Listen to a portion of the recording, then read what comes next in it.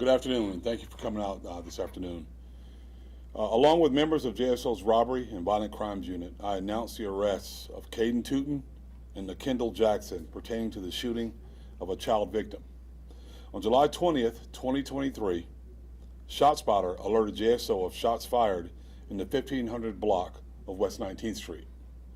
Patrol officers immediately responded and discovered that a 9-year-old child had been shot in the neck. The 9-year-old child was immediately transported to an area hospital, and although seriously injured, that child is expected to survive and is currently in critical but stable condition. Acknowledging the privacy rights of a child victim, I will not be sharing any additional information on that child. While I'm devastated that any child must endure the trauma of gun violence or any kind of violence, I'm thankful that through the quick action of first responders and medical providers, this child will survive these terrible injuries.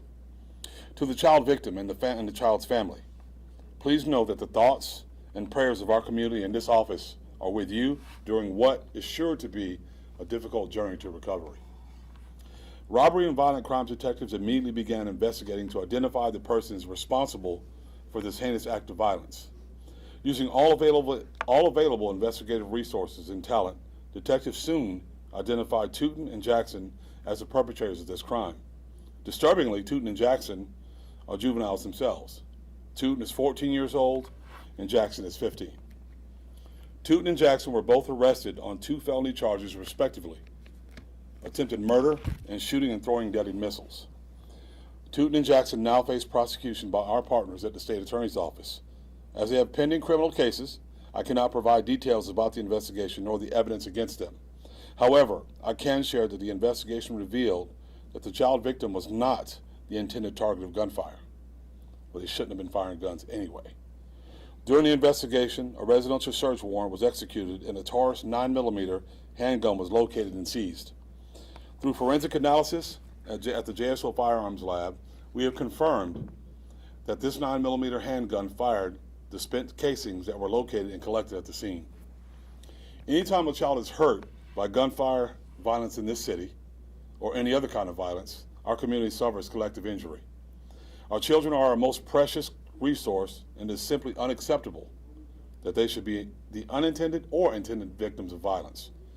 There is no excuse and no justification for this type of indiscriminate violence. This agency will always zealously pursue those that choose a lifestyle of violence that victimizes the innocents in our community. I want to commend the dedicated investigators to my right and to my left of our JSO's Robbery and Violent Crimes Unit for their swift and successful investigation. Additionally, I want to acknowledge the other JSO units that provided important intelligence and assistance which led to this investigation's successful outcomes. Both the gang and the community problem response units supported robbery and violent crimes detectives whose steadfast work led to the identification and arrest of Tuten and Jackson. With accountability for those who choose gun violence comes a recognition that gun violence will not be excused, permitted, justified, or tolerated in Jacksonville, and I don't care how old you are. No child should know the pain that this child victim has endured and will continue to endure. Again, our prayers are with the child victim and the victim's family, and at this time I'll take any questions that you may have. Are these 2 teenagers going to be charged as adults by chance? They were direct filed from what I understand this morning. That's correct.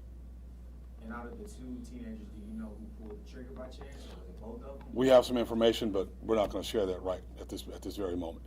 Also, maybe what stemmed or led up to the shooting. You guys know that? I don't want. What I don't want to do is I don't want to discuss the details of that. Now I'm going to tell you why.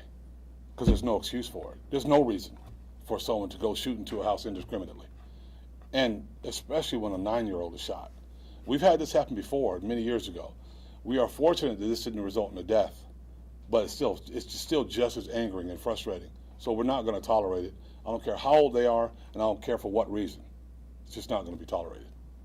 Was the shooting gang related? Can you say? That's at this point we don't have any information that it was gang related.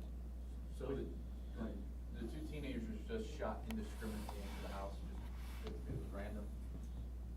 There was a reason for it, but they shot into a house and they didn't know who was in there. So when I say that, it's ridiculous. It should never happen. There's never an excuse for it, ever.